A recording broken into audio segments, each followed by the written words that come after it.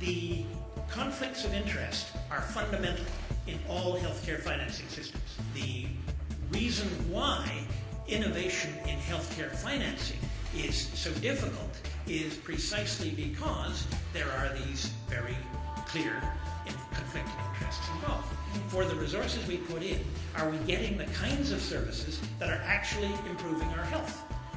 Can you change the financing system? Can you innovate in finance in ways which will lead to improvements in value for money? The current barriers that we have in this country relate to the lack of definitions of value, the lack of measurement of value, and the lack of engagement of the right people in that discussion.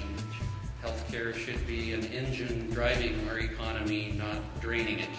You know, Obama in the U.S. has announced, double of funding to the NIH. Yeah, that's certainly going to make a difference, in the U.S. We need to keep up. I think we need to be able to look at companies being able to access some government funding without doing it jointly with an academic or research institute. So the amount of capital that's been created and available for capital deployment in this country has fallen off a cliff. So we have in fact had a $2 billion funding deficit over the last 4 years for really moving our innovation companies in life sciences forward. And it's a fundamental problem. And so if you look at what's happening today, you have all these companies that have basically stalled.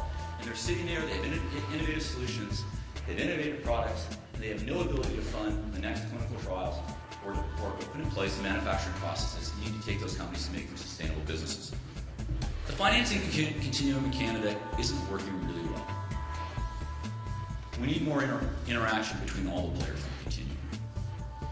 I think governments need to think about being more significant direct participants. And I think we need to find a better role for allowing the big corporate players in this market who have a very fundamental incentive to be supporters of innovation, to find ways to integrate that are good for them and accretive for them and also good for the fundamental ecosystem.